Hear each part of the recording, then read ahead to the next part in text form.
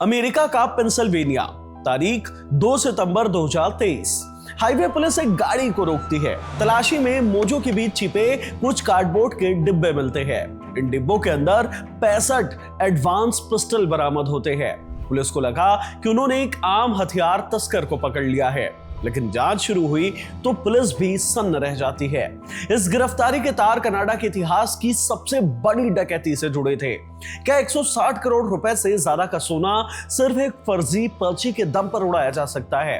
कैसे एक चोर की दस्ताने उतारने की छोटी सी गलती ने इंटरनेशनल पुलिस को चंडीगढ़ के मोहाली तक पहुंचा दिया?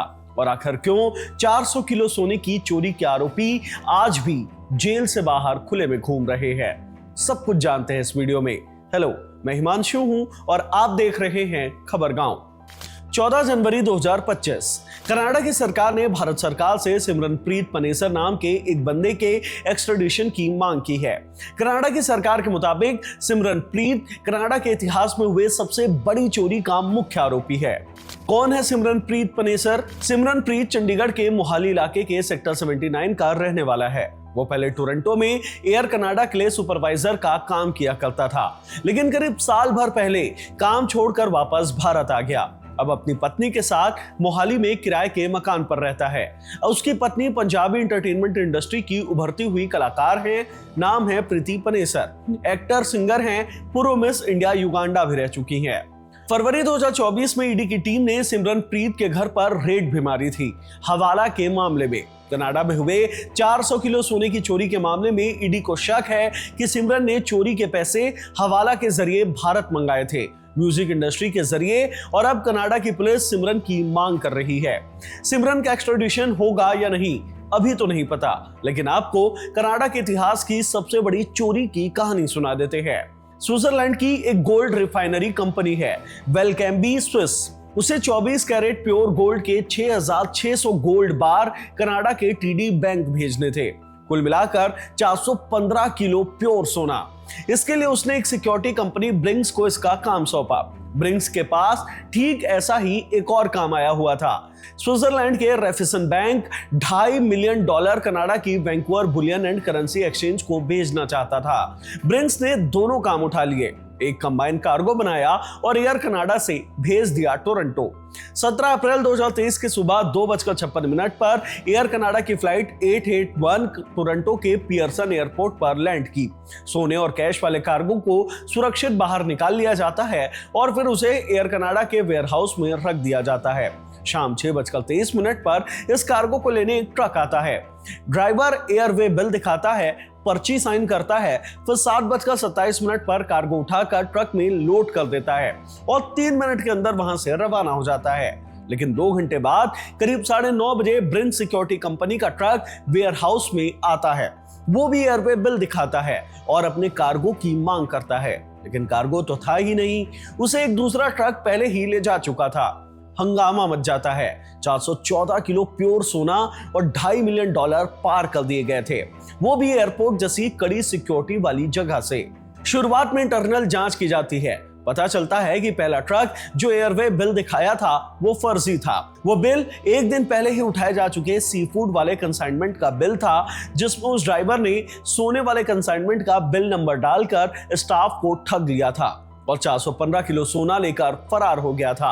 सुबह 2 बजे के करीब एयर कनाडा पूरे डकैती की सूचना कनाडा पुलिस को दे देती है। Field regional police project 24K की शुरुआत करती है। शुरुआत में 2 मोर्चों पर जांच की जाती है। एक टीम ट्रक की खोज में जुट जाती है, दूसरी टीम एयरपोर्ट पर जांच करती है। 100 किलोमीटर तक के कैमरे खंगाल लिए जाते हैं। पता चलता है कि ट्रक अर्चित ग्रोवर नाम के शख्स की कंपनी का है। अर्चित को खोजा जाता है, लेकिन वो फरार हो चुका था। एयरपोर्ट का सीसीटीवी खंगाल रही पुलिस को एक चीज और दिखती है। वैसे तो चोरी करने आया ड्राइवर ऊपर से नीचे तक पूरी तरीके से ढका हुआ था, लेकिन एक मौका ऐसा भी आया जब साइन कराने के लिए वो अपने दस्ताने खोलता है।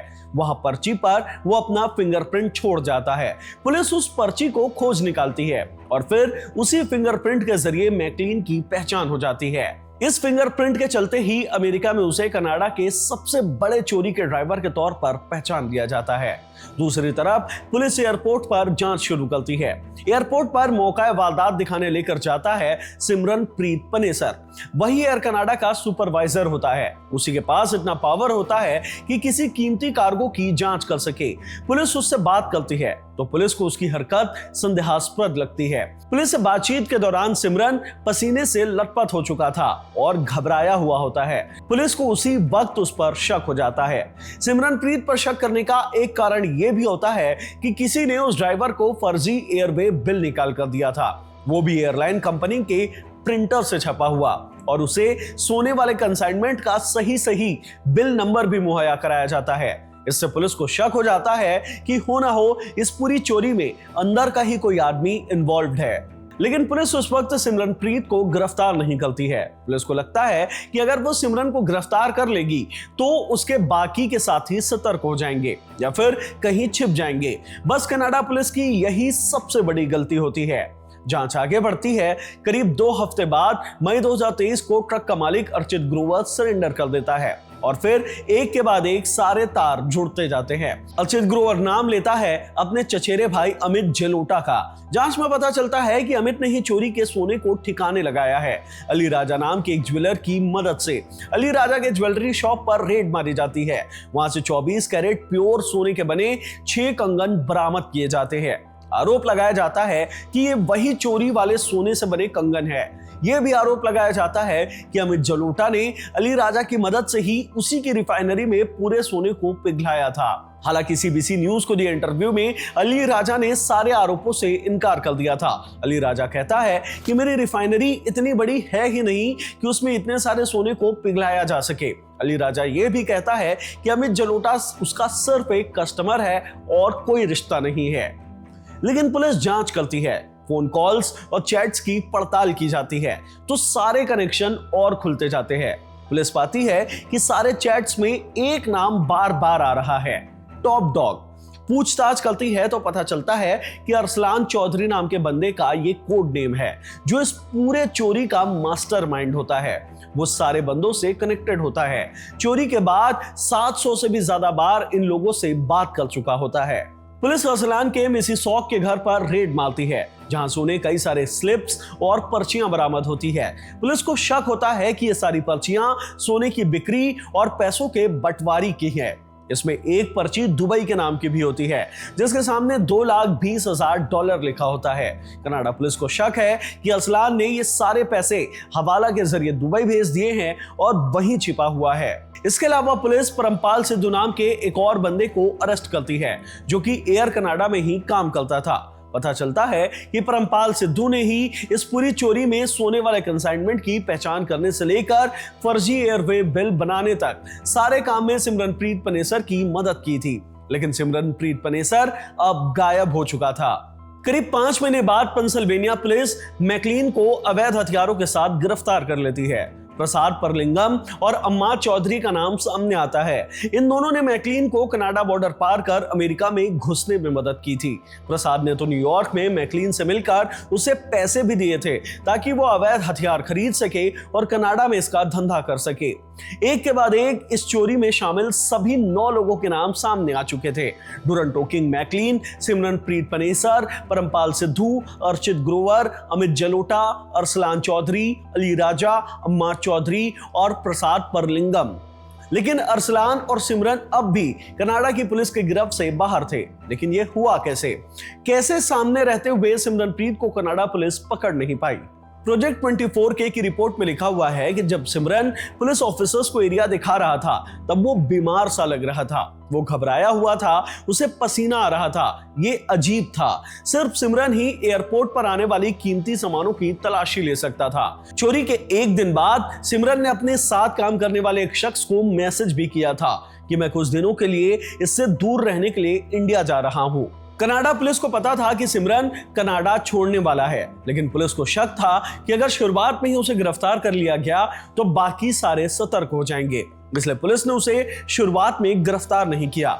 सिमरन ने चोरी के करीब 3 महीने बाद नौकरी से इस्तीफा दे दिया और कनाडा छोड़कर चला गया। आज तक इस पूरे मामले में कनाडियाई पुलिस को 2 सवालों के जवाब नहीं मिले।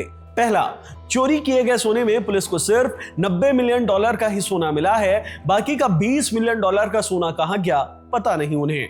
दूसरा, पकड़े गए सभी 7 आरोपी बेल पर छूट चुके हैं, किसी को जेल नहीं हुई है। सभी आरोपियों को जेल नहीं होने का बड़ा कारण कनाडा का कानून ही है, जिसके मुताबिक 5,000 कनाडियाई डॉलर से ऊपर की चोरी में सिर्फ 5 साल की सजा होती है, फिर चाहे वो चोरी $20 मिलियन की ही क्यों ना हो।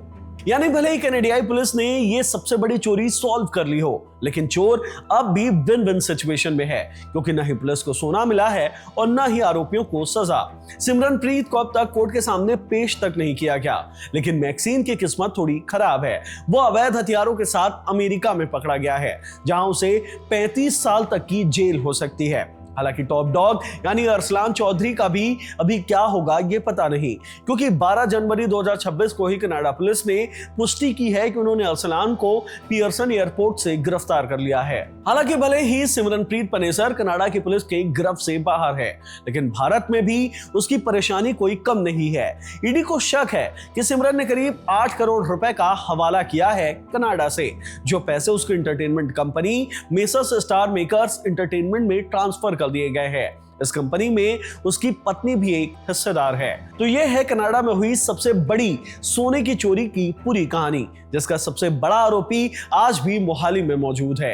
ईडी उस पर केस चला रही है। आगे जाकर उसकी भारत में गिरफ्तारी होगी या फिर भारत उसे कनाडा को सौंप देगा, अब तक इसे लेकर स्थिति साफ नहीं है। आपको ये कहानी कैसे लगी हमें कमेंट बॉक्स में जरूर बताएं। धन्यवाद।